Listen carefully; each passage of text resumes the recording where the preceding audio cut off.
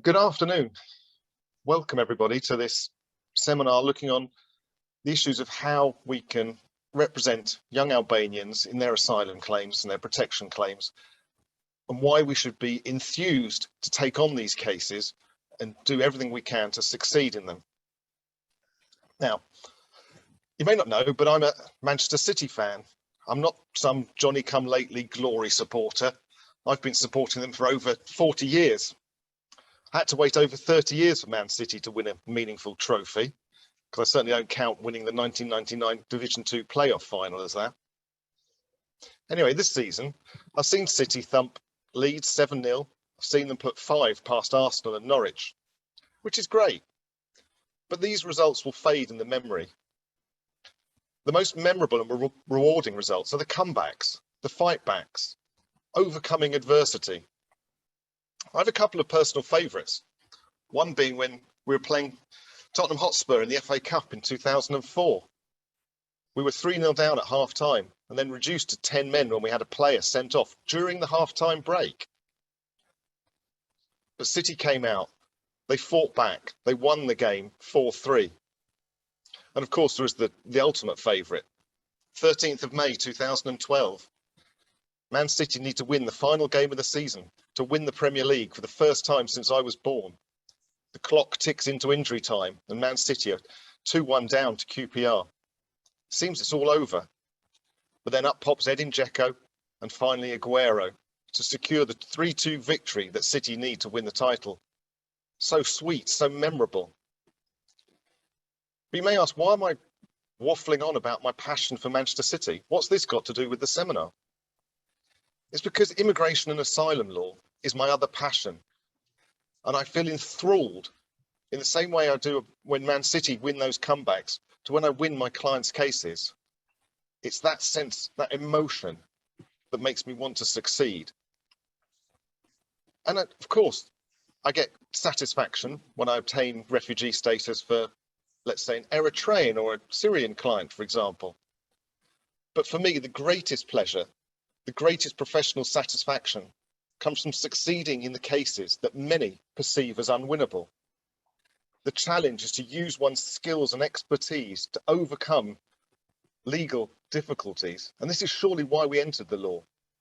And the asylum claims of young Albanians clearly fall into this category of the difficult, the complex, the challenging. In Albanian cases, you often feel that you're starting at a disadvantage. It's like being a goal or two behind early doors. And this is often because of the entrenched negative perceptions of the Home Office, of many tribunal judges, and even many of our colleagues, unfortunately. So what do? Do we shrug our shoulders and give up just because the cases seem too hard to win? Is that what those City players did? Did they just give up? Of course not. And nor should we. The Home Office is the first hurdle that we have to overcome. They always make you feel like you're beginning a case with a huge uphill struggle in front of you when you're representing an Albanian client.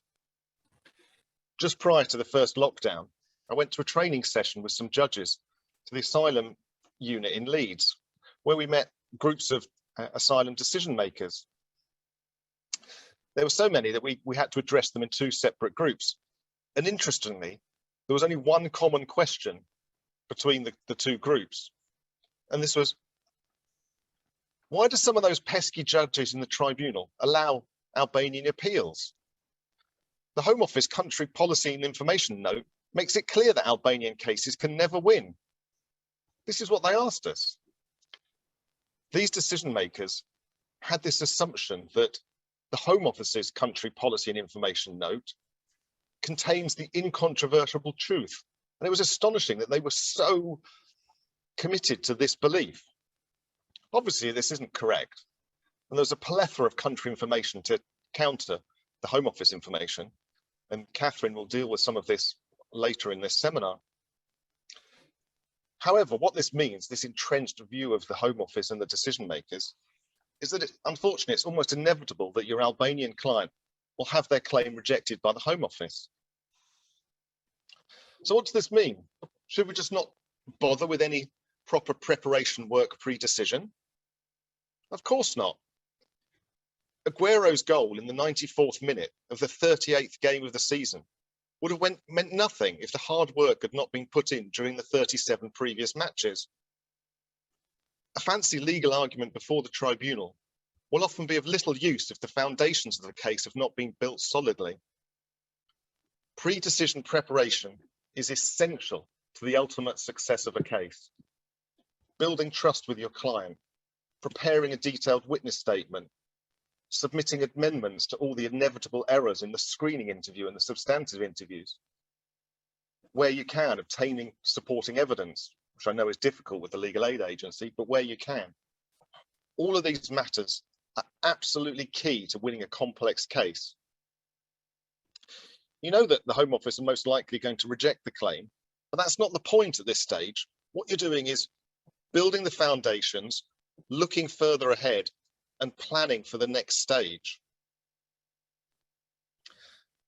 So let's say the Home Office reject the claim. What do you do then? What did Sean Wright-Phillips and John Macken do at half-time against Spurs in the FA Cup?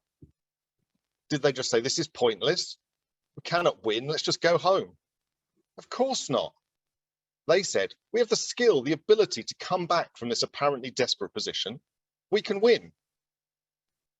And you all have the skills and abilities to turn around difficult and complex cases and to ultimately win them. Like I said, this is why you became lawyers, to use those skills to succeed for your clients. But I'm sure that even in that City dressing room at Spurs at half-time, there were doubters, dissenters who felt like there was no chance of success. So you will have colleagues telling you, well, you can't win an Albanian case before the tribunal. Therefore, you can't possibly say that there's merit for controlled legal representation, CLR, so legal aid. Absolute rubbish. You've got to be the positive one. Have faith in your ability to win these cases. The merits test for CLR, the legal aid for the tribunal, is a low test. In a protection matter, you only need to assess that there is a marginal, that's 45 to 50% prospect of succeeding. And this is your assessment as an experienced lawyer. Your decision cannot be overturned or voided by the legal aid agency. Really, it's only in the most extreme circumstances that your judgment of the merits of CLR could even be queried by the legal aid agency. I'd imagine if you never refused CLR but never had any successful appeals, possibly the legal aid agency may have an issue, but frankly, that's not going to happen. And even if you are sanctioned by the legal aid agency, the most they can do is take away your delegated functions to self-grant CLR. It doesn't affect those that you've already made a decision on. They can't take away that decision. It's your judgment. So you must be brave. Don't be afraid of the legal aid agency or any of your colleagues. Don't assess CLR defensively. Just acknowledge that this is a low test. Is there a marginal chance of a judge applying the lower standard of proof, allowing the appeal? Very, very, very often, the answer to that will be a resounding yes. Albanian cases can win on appeal and they should be granted CLR. I've got to continue representing these clients. So you've had faith in your skill and ability and you're ready to overcome adversity. You've channeled your inner Aguero. You're ready to ensure that you succeed for your Albanian clients and their complex appeal before the tribunal. Well, Kathryn, like Roberto Mancini, will give you all the coaching you're going to need to ensure that you have the tools necessary to succeed. Whether you're in the office doing the preparation for that vital assist, like Mario Balotelli, interestingly, his only ever Premier League assist was for that Aguero goal. To talk about timing. Or whether you're the advocate at the tribunal, seeking that final second glory, like Aguero, then we hope to add to your armory and boost your confidence so that you can see that these complex cases can and should succeed. And then Make sure that you revel in the glory and the professional satisfaction of overcoming adversity and winning when the odds are stacked against you and your Albanian client. These are the cases that you're really going to remember when you look back at your legal career. These are the ones that will give you satisfaction. You should be representing young Albanian clients, and you should be getting success for them. Thank you very much indeed. It's really wonderful to be here and really to sort of discuss the reasons why, first of all, Albanian cases are very important, and secondly, why lawyers should be confident to take them on and encouraged to take them on. As was made clear in the introduction, I've been practicing in law for a long time. And when I began in the UK in the 1980s, we had a very different legal aid system, so that it was considerably more generous. It had a great many more law centres and numbers of incredibly talented, skilled and committed people who were doing legal aid work. You could get funding from the legal aid to, for example, undertake family inquiries in Bangladesh. And lawyers would go out to Bangladesh and undertake research into whether or not people were really related as claimed. So these sorts of projects were really part and parcel of what was considered to be the working legal aid system. And of course now we have a much poorer and a much more constrained and confined legal aid system.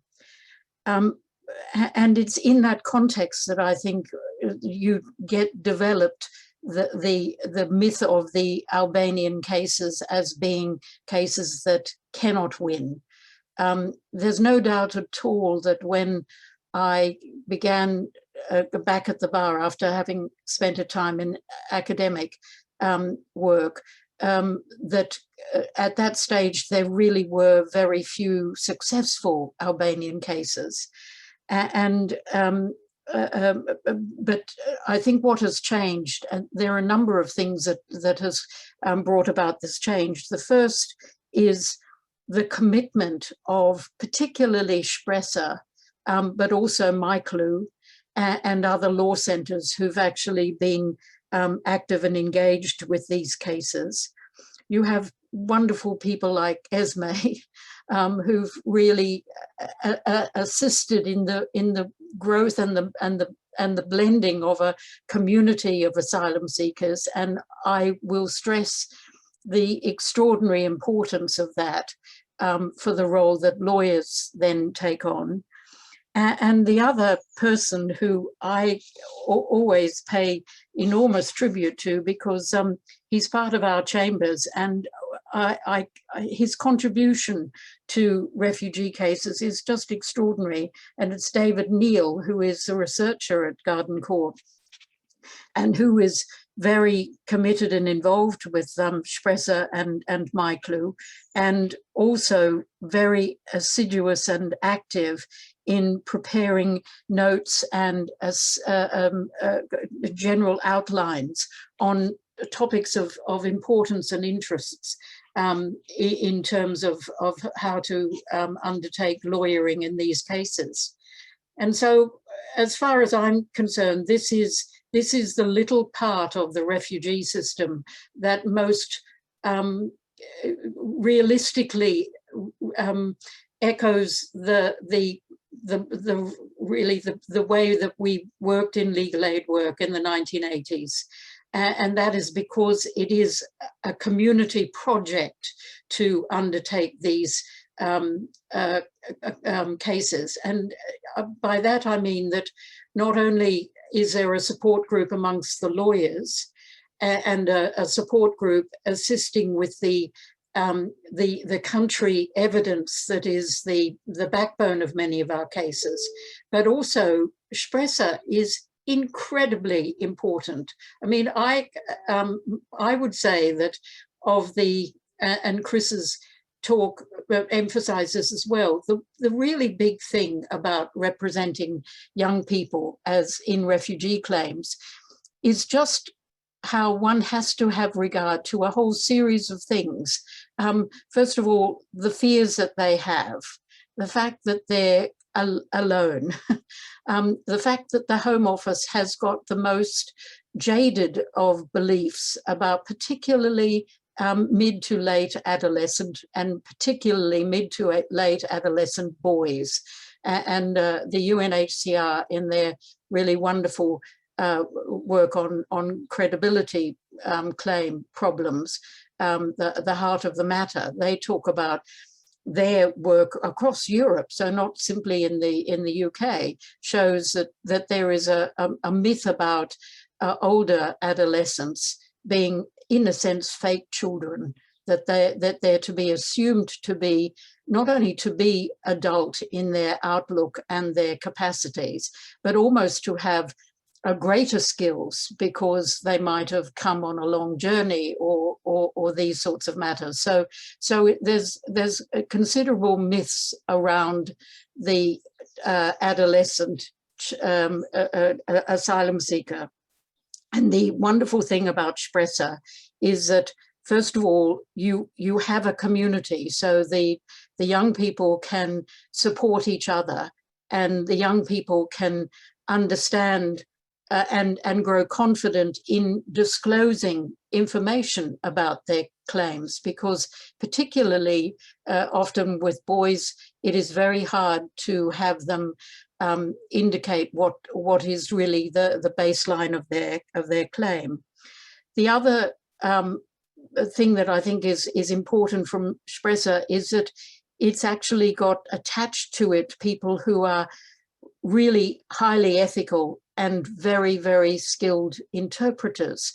And one of the features of Albanian cases that and I think you still get it with certain solicitors' firms, but it was really much more prevalent in those days when just no Albanian children won their cases at all.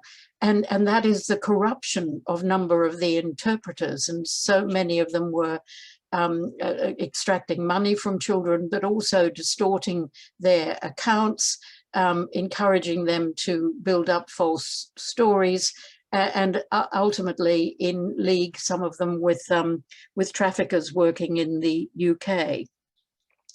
I have found in cases that where I represent the young person and they are active in Sprecher, and also coming from my clue is that you are alerted to problems with the young person's mental health during the course of the project. You're kept informed of problems that they might have, of risks that they are taking, so that you have that symbiotic relationship with people who are involved with the young person, so that you have a sense of keeping them safe and getting them to be able properly to engage with the appeal system.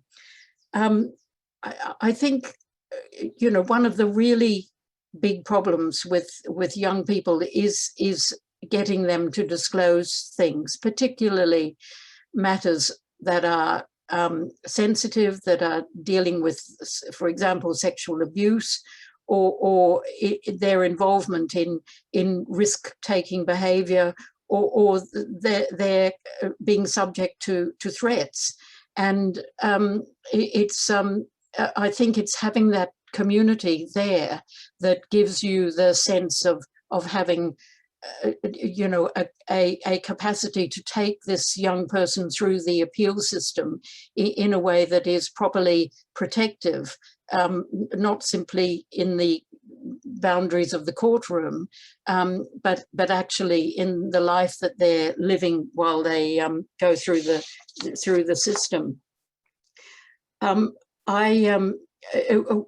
When you do a lot of these cases, what you find, child refugee cases, one of the issues concerns really what has been the effect of them on them of what are often very long and very risky journeys that they make. And of course, in Albanian cases, generally speaking, you're having a relatively short journey. So you don't quite have that protracted links to the trafficking system. But nonetheless, I would say of all the Albanian cases that I've done, is that first of all, in quite a number of young person refugee cases, they have been encouraged by family to leave the country before anything terrible happens. And the terrible things that happen on their journeys. But in the Albanian cases, they are leaving Albania in almost every case that I can recall because the bad thing has happened there.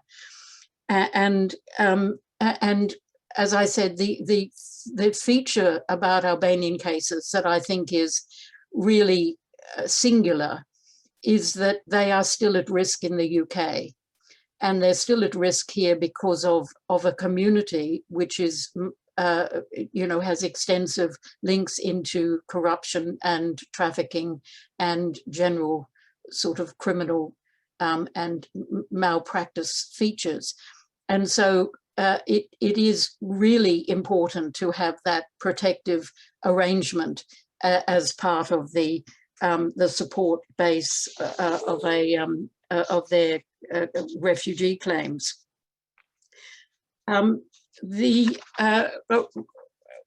What I would say too is that the importance of that sort of system is that some years ago I did a piece of research along with Michael and others into looking at how children's cases were being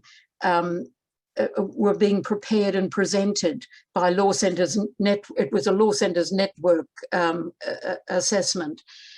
And what we found with that project is that there was so much better outcomes.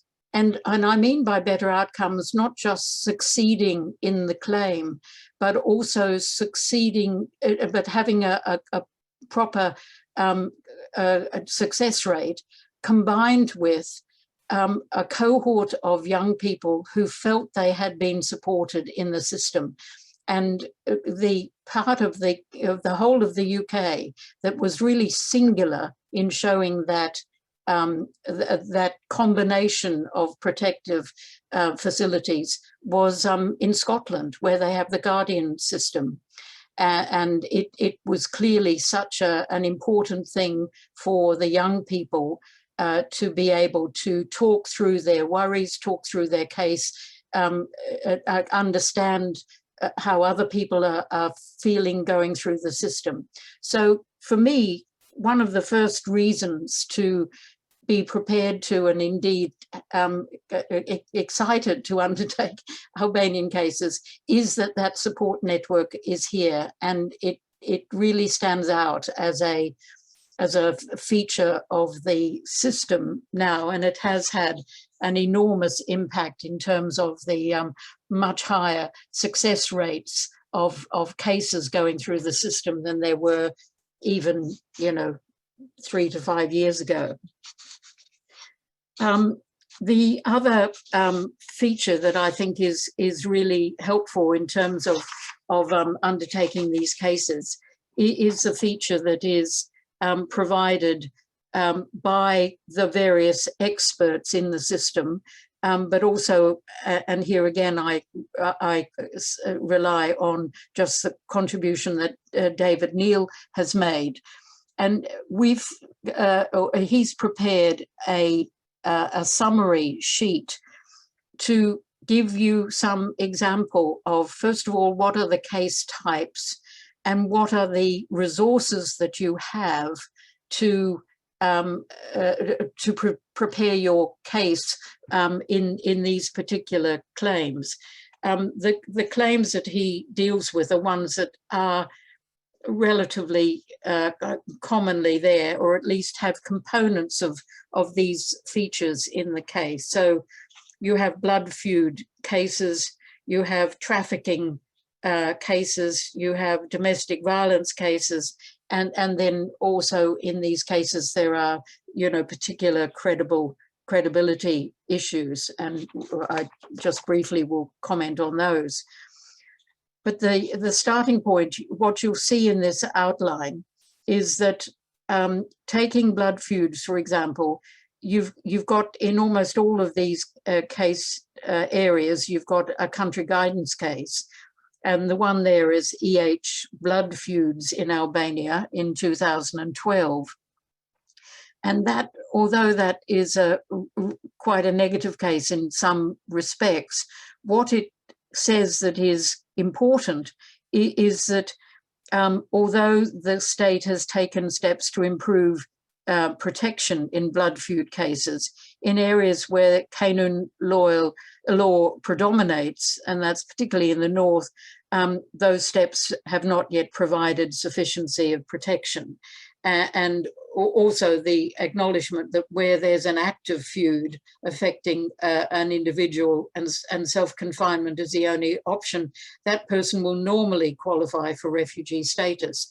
So what David has done in all of his outlines, and there are many of them which are referenced in this handout, is that he's taken the parts of a country guidance case, or the parts of a country information text, and indicated how you can use that small indicator to then build a much larger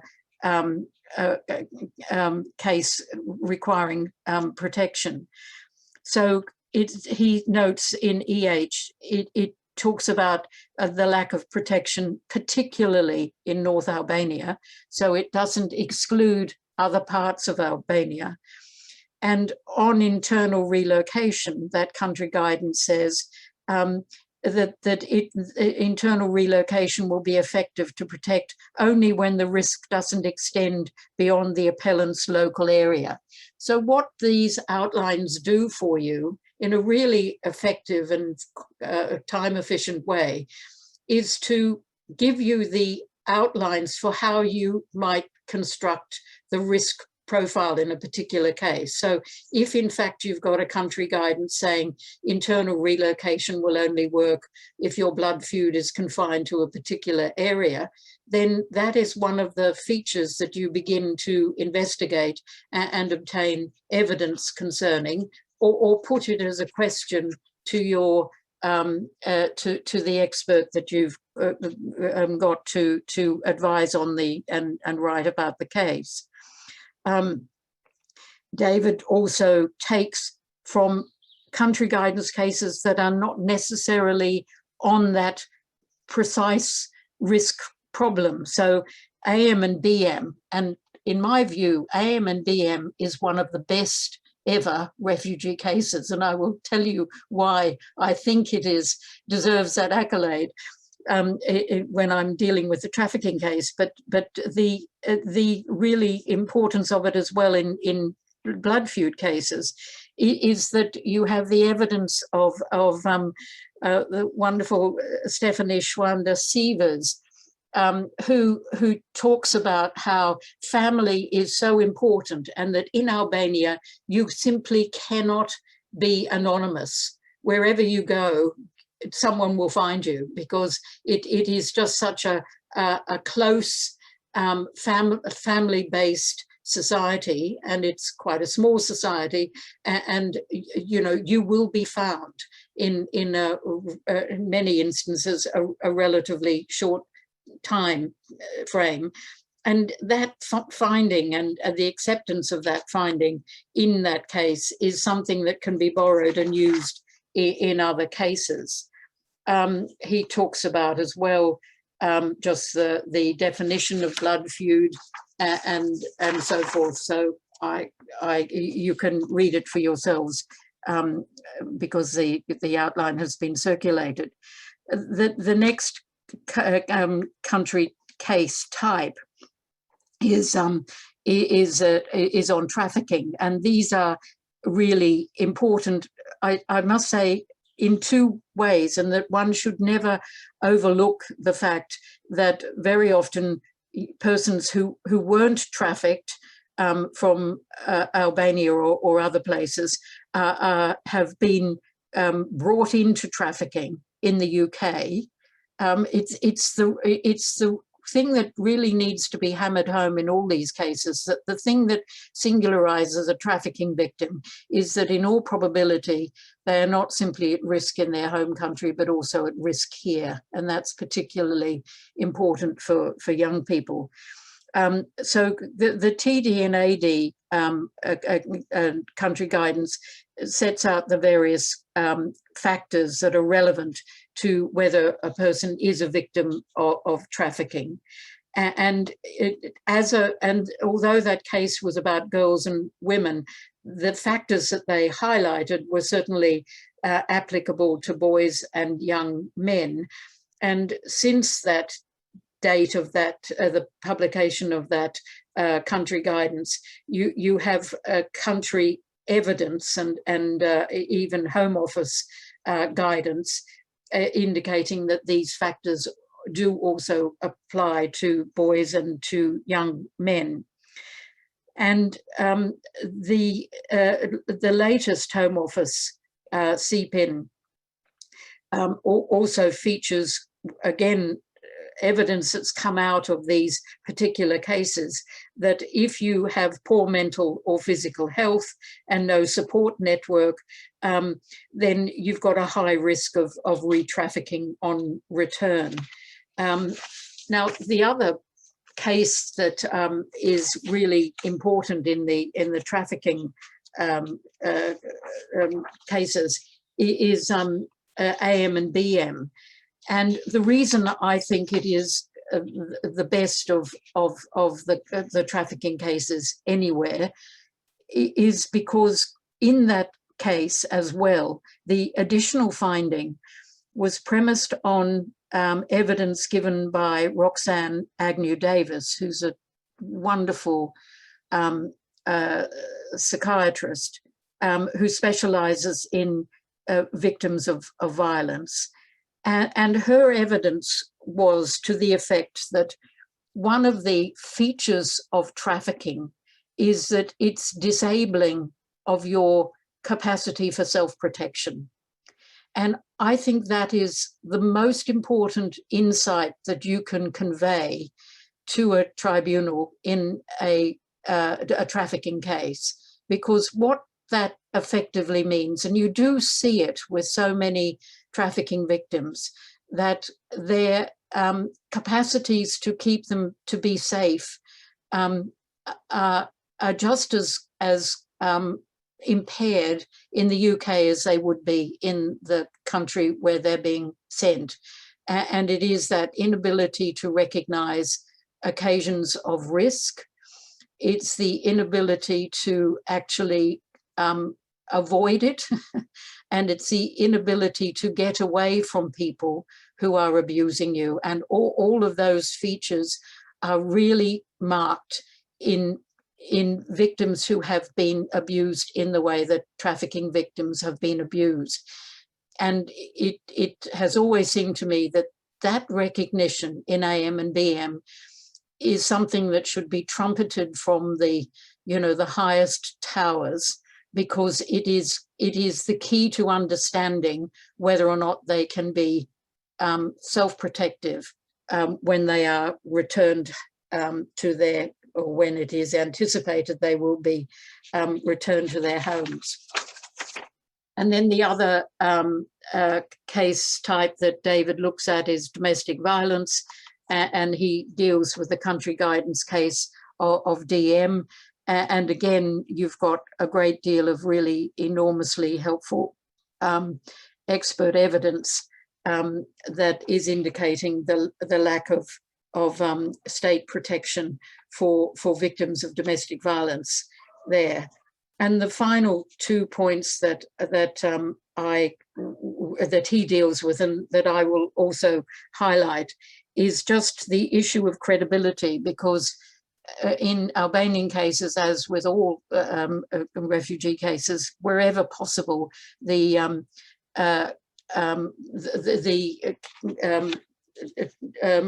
Home Office likes to find that you're lacking credibility, and he sets that out in the text.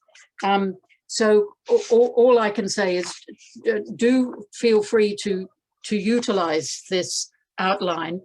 Try not to become a stereotype, so that all cases take on those that sort of lineup of information, but to see that I think all we really want you to see is that if you undertake these cases, there is a support network that is there for the lawyers. So I will end it there. Good afternoon, everyone. So lovely to be here today. I just want to say amazing thank you to Kathryn and Chris and all Me team. A big thank you to super duper clever Davis, who is doing all this amazing work for our young people. I'm a mother, and I'm speaking with you tonight as a mother. These children and young people who are part of the Breaking Chain project have been to the very dark places no young person should ever have to go. And they are here in UK alone. I get my son's Eric 21 favorite drink each day, my way to go home. I plan my daughter's Jess' birthday even months in advance. I shop, I cook, and I care for them. Each night, these children and young people go back to a single room, a single bed. No one will have filled their kitchen cupboards or folded their laundries. And when they close their doors on that single rooms, there is no one to distract them from the thoughts that is the long night kicks in.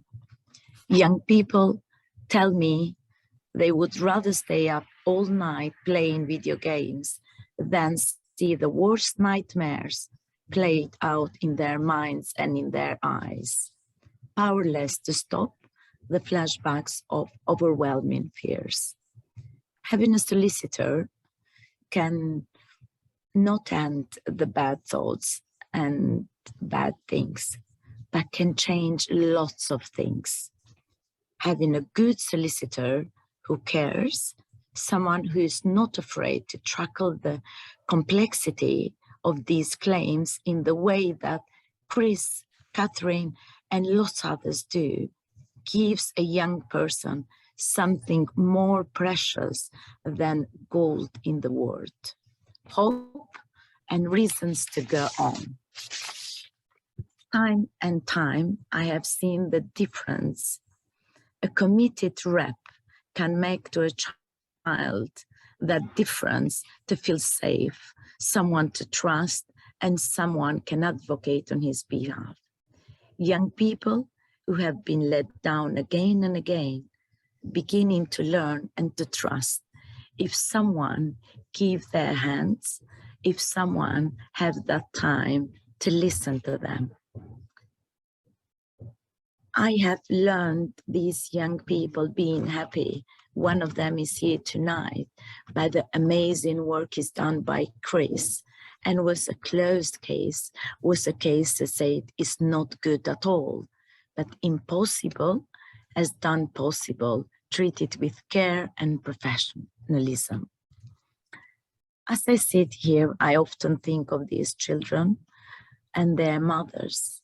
Frequently, some of them, they are victims of violence and abuse. I think if I was able not to care for my children, what I should do, I would pray each and every single night that someone can help my child. So please try to do the same. Breaking the chain is about trying to make that possible for each and every young person we support. And we need your help to make this happen. Please come on board. Phone, text, email. See, as Kathryn mentioned, the resources, they are already there. We have seen the transformation, power of high quality legal representative, and we ask you to help us, to use your skills and experience and courage to change and to save more young people's lives.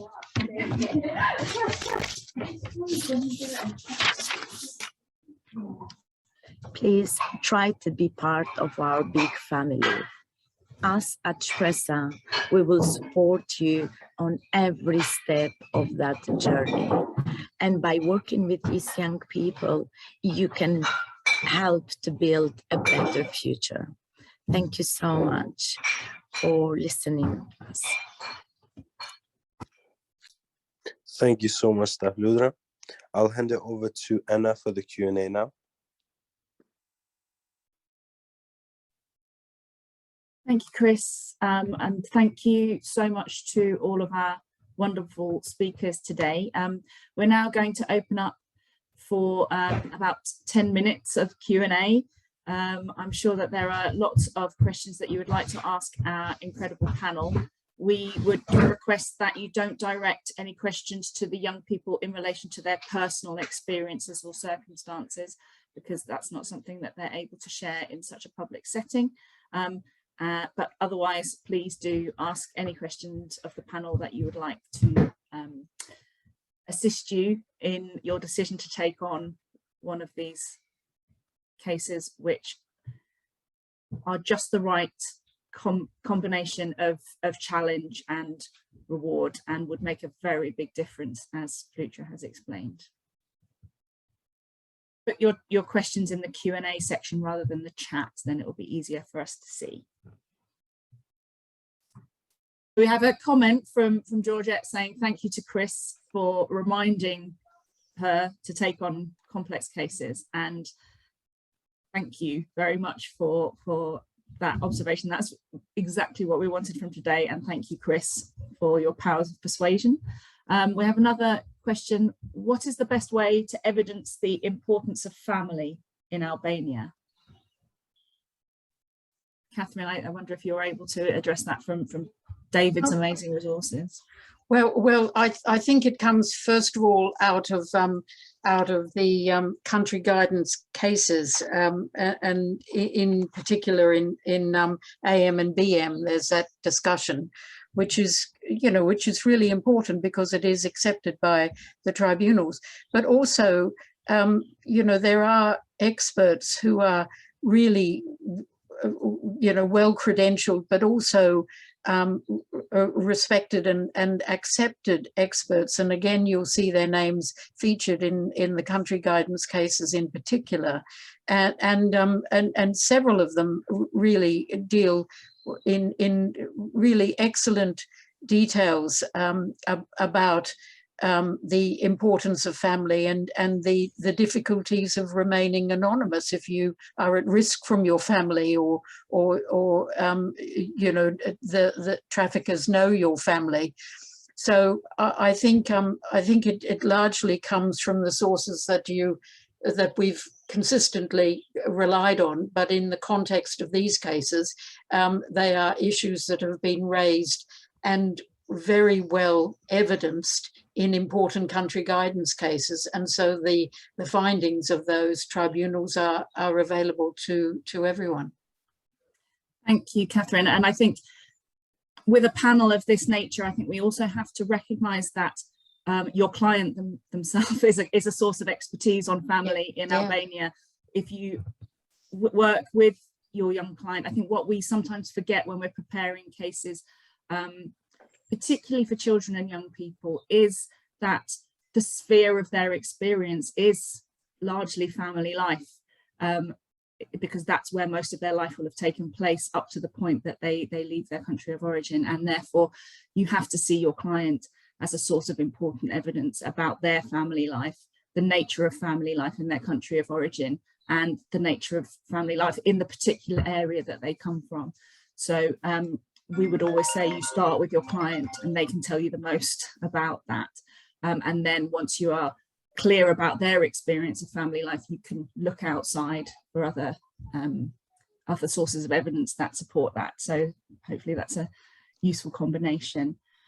Can I just add one little thing to that? I hugely agree, because very often the young person's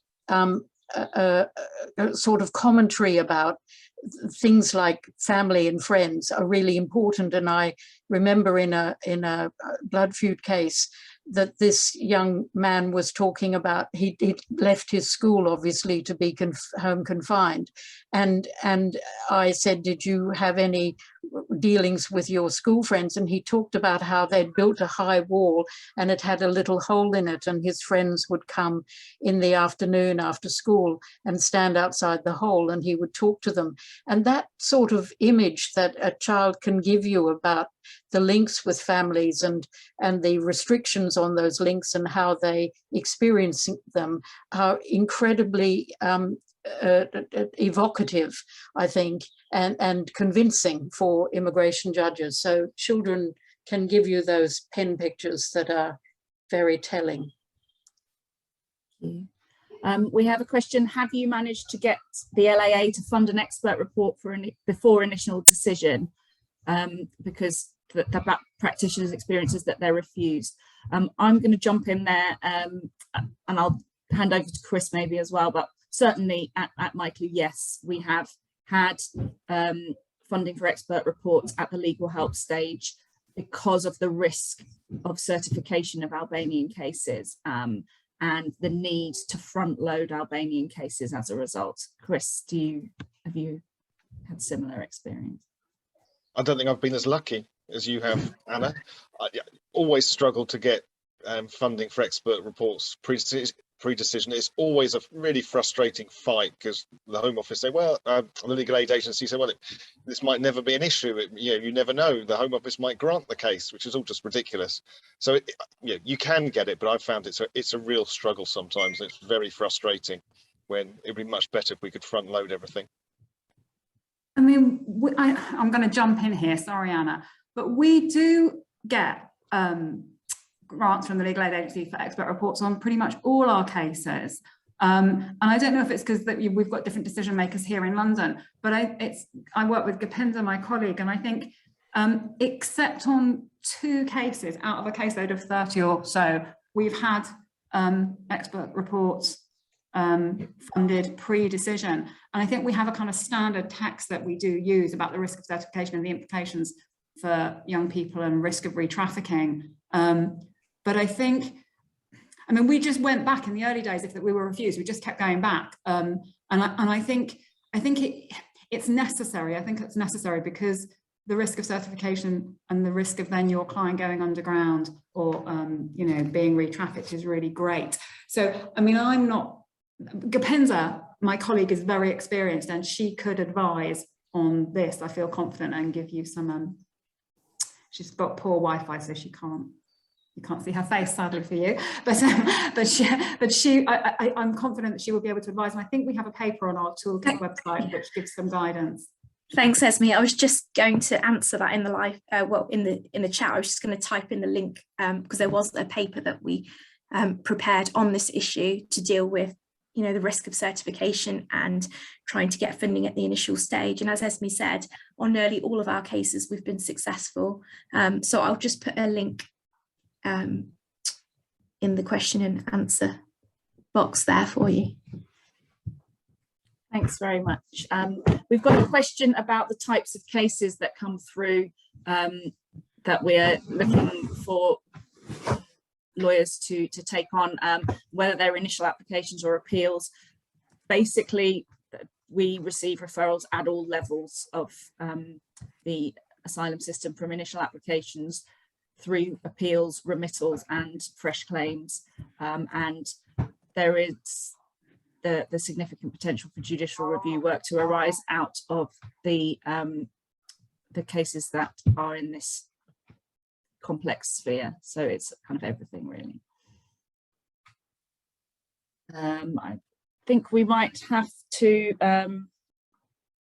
end the session now because we said that we would finish at 6 o'clock. So I'm really sorry if we haven't been able to answer your questions. Can I just say one really important thing, Anna? If you want to refer young people to Spresso who are anxious about using the service, all the young people here can explain, but the staff there are hugely mindful and aware of the issues for young people accessing an Albanian service when maybe their experiences have been difficult in the past. Please contact Flutra, who's just incredibly skilled at engaging young people who are very reluctant and fearful. She's got like unique skills, absolutely unique skills. So please do contact Spresso and don't hesitate to talk to them about your concerns about referring someone. Sorry to cut you, Anna. That's a really, important thing to say. There are a couple more questions that we just haven't got time to answer today, but where we see that there are issues that people would find helpful, we do try and meet those in future training or seminar sessions. So don't worry, we will take those forward and hopefully be able to offer something in response to those. So Chris, I think it's over to you to see us out.